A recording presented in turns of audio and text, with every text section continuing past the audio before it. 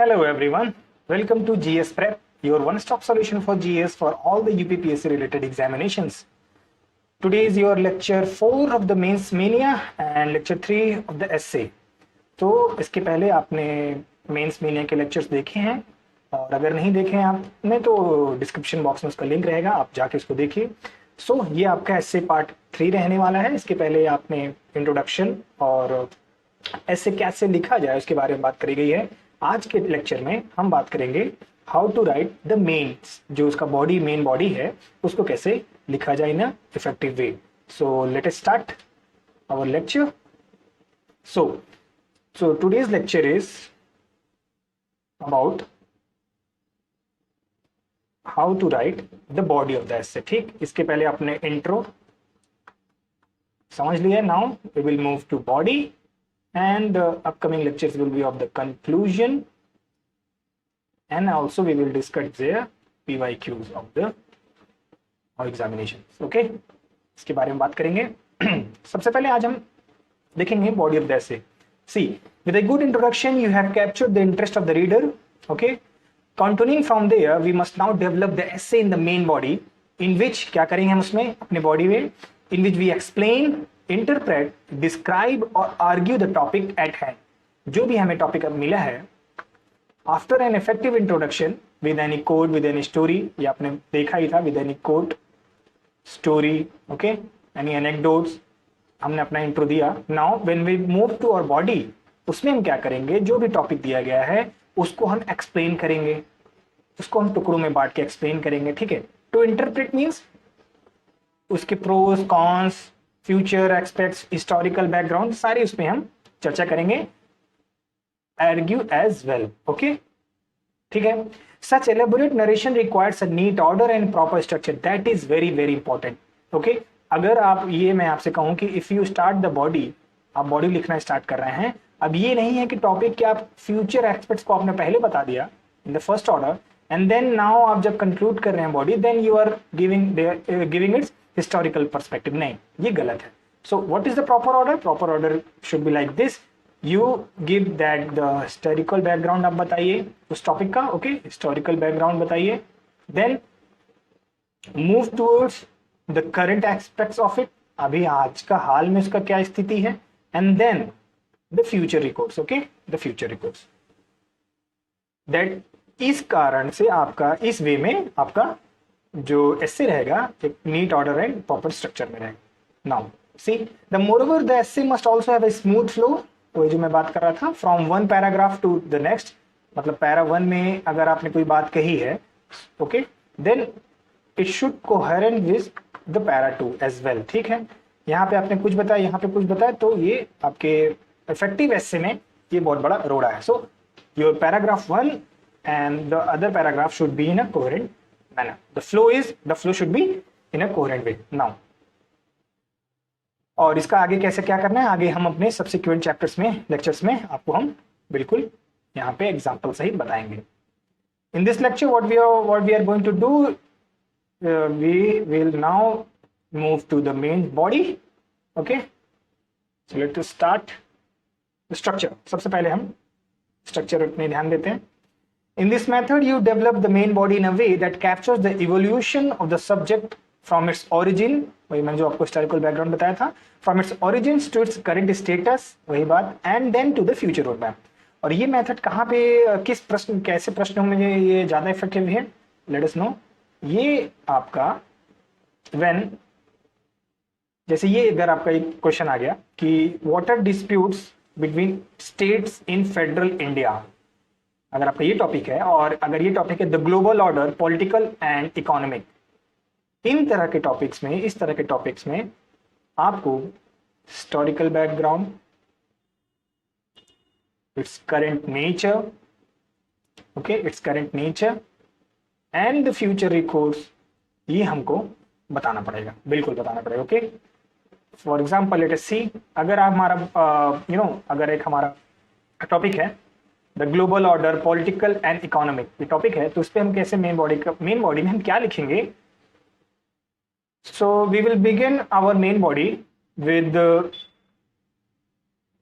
with this by giving the historical perspective of the early political and economic order okay, and we will briefly talk about the early hunter-gatherer society and then describe its evolution into Neolithic agricultural societies. Okay, बिल्कुल. From then on फिर क्या करेंगे? From age of empires to the rise of nations along with brief analysis, थोड़ा थोड़ा बताते हुए, ठीक है. Next, we will move to the present global political and economic order. आज का क्या स्थिति है? And with the reasoned analysis consisting of issues, what are the issues current in the current global order, the challenges and their causes. With the specific emphasis on India. ठीक है, भारत के नजरिए से भी हमको इस पर ज्यादा ध्यान देना है. अगर हमारा टॉपिक अगर ये है the global order political economic, तो उसमें कैसे बॉडी लिखनी है? Historical perspective from your neolithic age to the empire age, and then अब भारत की बात करते हुए आज के ग्लोबल पॉलिटिकल कॉन्टेक्स्ट की बात करते हुए, इकोनॉमिक कॉन्टेक्स्ट की बात करते हुए, the challenges they involve in it. Okay, ये सब सारी बातें भारत के परिप्रेक्ष्य में करते हुए हम जो है अपने स्ट्रक्चर को, मेन बॉडी को इस तरीके के टॉपिक में लिखते हैं. Now we will move to the next one. Finally we will conclude with the global order of tomorrow. आगे क्या रहने वाला है? Future recourse. This is what we call as a future recourse with our suggestions as to what should be done. ठीक है, and we can also conclude the role India has to play in the new world order of the 21st century. ठीक है, अगर ये आएगा इस topic में तो हम अपना कंक्लूड करते हुए बॉडी को लास्ट में भारत के परिप्रेक्ष्य के नजरिए में 21वीं शताब्दी में भारत का क्या रोल रहने वाला है न्यू वर्ल्ड ऑर्डर में, ये बताते हुए हम कंप्लीट करेंगे. Now after the structure, the second one is the problem and solution method. ये क्या है? Under this method we discuss the concept, its history, the current status briefly. आप ये देखिए कि कोई भी चीज हो, मैं बार बार यहाँ पे आपको महत्व क्या दे रहा हूं, उसका historical background, then the current status and the last one is future reports. Body आपकी एसए की इन्हीं तीनों के इर्द गिर्द ही घूमती है. ओके, HCF आपने मैथ्स में पढ़ा होगा, but now you will use in your essay. History, current and future, okay, is what will you use in your body. तो under this method we will discuss the concept, its history and the current status briefly. Then we can mention the benefits, of course, and also हमें दोनों सिक्के के दोनों पहलू बताने पड़ेंगे. The benefits, the problems, and we will end with the solutions of it. Okay. अब ये problem solution method ये किस टॉपिक में ज्यादा हेल्पफुल है? Like as the globalization, economic reforms पे अगर बात ऐसे की आ गई, judicial activism, okay, and public-private partnership. Say, I think the globalization topic is very hot topic. ये आए दिन in recent years ये पूछा जा चुका और ये पूछता रहता भी है ग्लोबलाइजेशन टॉपिक में. तो आप ग्लोबलाइजेशन के टॉपिक में प्रॉब्लम एंड सॉल्यूशन का मेथड आप यूज कर सकते हैं. Now we will move to next, debating for and against. In this method is best suited for essay topics that are posed as a debatable questions. अगर questions में एक debatable aspect की बात आ जाती है, तब उसमें हम debating for and against method use करते हैं. लाइकवाइज द एग्जांपल एज, अगर ऐसे आपका आ गया science and religion are they compatible, और अगर आ गया should be abolish death penalty. अगर इस तरह के प्रश्न आएंगे तो आपको यहाँ पे डिबेटिंग फॉर एंड अगेंस्ट, इसमें फॉर और अगेंस्ट दोनों की बात करते हुए लास्ट में फ्यूचर रिकोर्स बताते हुए आपको अपनी बॉडी लिखनी है. Okay, now we will move to the next slide. The next one is subheadings. Using the subheadings. Use subheadings to delineate the broad sections of the write-up. ठीक है, जैसे मान लीजिए आपने यहाँ पे हिस्टोरिकल बैकग्राउंड लिखा, तो आप हिस्टोरिकल आपने कुछ भी बढ़िया सा, ऐसा नहीं सिर्फ हिस्टोरिकल लिखे छोड़ दिया, आपको एग्जामिनर का आई कैच करना है. कैसे? ये हिस्टोरिकल थोड़ा क्लीशे टाइप का है, कुछ भी आपने यहाँ पे अच्छा सा कुछ लिख दिया और उसके बाद ये सब हेडिंग हो गया, इसके नीचे आप अपना बॉडी लिखिए. Now the next one is ideally not more than 3 to 4 पर ऐसे. अब सब हेडिंग्स का मतलब ये नहीं कि आपने वहाँ पे जीएस का आंसर बना दिया, लॉन्ग आंसर टाइप का, पूरा हर 2 पैराग्राफ के बाद एक सब हेडिंग दे दिए, नहीं. मैक्सिमम 2 और 3 और 4 एसेस पर ऐसे. और you may write them in all caps to make them stand out from the rest of the text. बिल्कुल, तभी आपका, जैसे मैंने बोला, आप अगर हिस्ट्री लिखना है, हिस्टोरिकल पास उसका बैकग्राउंड बताना है, then you can write it like this and then you can start from there. Okay. Also be innovative in your titles. वही मैंने कहा कि क्लीशेड हिस्ट्री ना लिख करके कुछ इनोवेटिव अगर आप लिखेंगे तो आई कैचिंग ज्यादा रहेगा. जैसे कि for example in an essay on nuclear energy, instead of saying evaluation of nuclear energy as a sub topic, you can write what we can write, nuclear energy, promise और peril. ये देखिए nuclear energy आपने ऐसे लिखा, nuclear energy, promise और, ठीक है, promise और peril, and then you can start the, okay, आप यहां से स्टार्ट कर सकते हैं इस तरीके से। So what I am telling कि जो टाइटल भी आपका होना चाहिए, जो सब टाइटल भी होना चाहिए, that should be eye catching, should not be cliche, okay, cliche नहीं रहना चाहिए, थोड़ा इंटरेस्टिंग लिखिए, इससे लिख रहे हैं आप, okay. Now for a section on negative effectives of capitalism की अगर बात आएगा, नेगेटिव उसमें बताना है, so you should not write the cons of capitalism या negative points of capitalism, instead what should write की capitalism of the rich, by the rich and for the rich. See कितना शानदार है। अब उसके बाद आप इस पे आगे आप अपना ऐसे बॉडी लिख सकते हैं।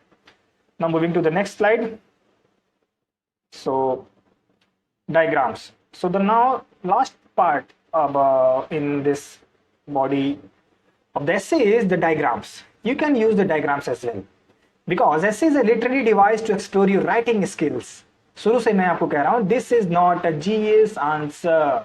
This is the skill to test. This is your skill to test the writing, which is why a diagram is not the best tool to convey information, but however for some particular topics a map becomes necessary. Likewise कि अगर water dispute in India आ गया, या management of Indian border dispute is a complex task, अगर इस तरीके के प्रश्न आ गए, so without making the Indian map और गिविंग एनी पर्सपेक्टिव, कोई आप बॉक्स में बना दिया, अगर आपको ये मैप नहीं बनाना आ रहा है, ठीक, तो कहीं ना कहीं आप इंट्रोडक्शन आपने लिखा या इंट्रोडक्शन में ही आपने शुरुआत की और राइट हैंड साइड में आपने यहाँ बना दिया, बॉडी लिखने के बाद बना दिया, ओके, या कंक्लूड करने के पहले बना दिया। सो इट इज इस तरीके के टॉपिक में, लाइकवाइज इन जैसे ज्योग्राफिकल टॉपिक हो गया, या जहाँ पे आपको लगता है हाँ इंडियन बॉर्डर डिस्प्यूट है, अब आपने अगर बॉर्डर डिस्प्यूट दिखाया ही नहीं, हाँ ये यहाँ पे कश्मीर का बॉर्डर है, यहाँ पे गुजरात के बॉर्डर में इशू है, ये नॉर्थ ईस्ट का बॉर्डर में डिस्प्यूट है, सो अगर आप ये बना देते हैं तो that will be very effective for your essay, okay. तो ड्रा फॉर द, कोई मैंने कहा to illustrate the geographical location और डिस्ट्रीब्यूशन, ये आपका मदद करता है। सो नाउ अभी आपने क्या क्या देखा, सो इसके पहले मेंस में के लेक्चर 1 और 2 में, इससे पार्ट 1 और 2 में, इससे पार्ट 1 और 2 में वी हैव गिवन यू कि पहले आपको ऐसे लिखना कैसे है, जीएस के अलग कैसे लिखना है, and in part 2 we have given you कि आपको इंट्रो का पार्ट आपका कितना शानदार होना चाहिए, इंट्रो का पार्ट कैसे लिखा जाना चाहिए, okay. Now in this lecture what we have done, आपको हमने यहाँ पे आपको हमने यहाँ पे बात करी है for the mains perspective, okay, for the mains perspective, और यहाँ पे हमने आपको इस लेक्चर में बॉडी, आपकी मेन बॉडी कैसे होनी चाहिए, यूजिंग स्ट्रक्चर क्या ऐसे रहना चाहिए, प्रॉब्लम सॉल्यूशन मेथड आपने यहाँ पे देखा, ओके, प्रॉब्लम सॉल्यूशन मेथड आपने देखा, देन आपने सब हेडिंग कैसे लिखनी है, क्लीशे सब हेडिंग नहीं लिखनी, थोड़ा इंटरेस्टिंग टाइटल में आप बना के लिखिए, and the last one is अगर किसी टॉपिक में डायग्राम की नीड होती है इफेक्टिवली, मतलब क्योंकि हम ये जीएस में ही ज़्यादा यूज़ करते हैं, बट अगर आप ऐसे में ही जहाँ पे नीड है वहाँ पे अगर आप यूज़ कर देंगे, then that will be very good and very effective for your essay. So this was your lecture 3 of essay and mains main part lecture 4। आगे आने वाले लेक्चर्स में हम आपको conclusion with the previous year questions उसको हम बताएंगे। Till then स्वस्थ रहें, मस्त रहें and keep watching GS prep, and description में जो भी लिंक मिलेगा आप उसको देखिए, और हमारे शॉर्ट्स जो आ रहे हैं इसमें डेली करंट पे कंटेंट रहता है, please watch and like share and subscribe. Thank you.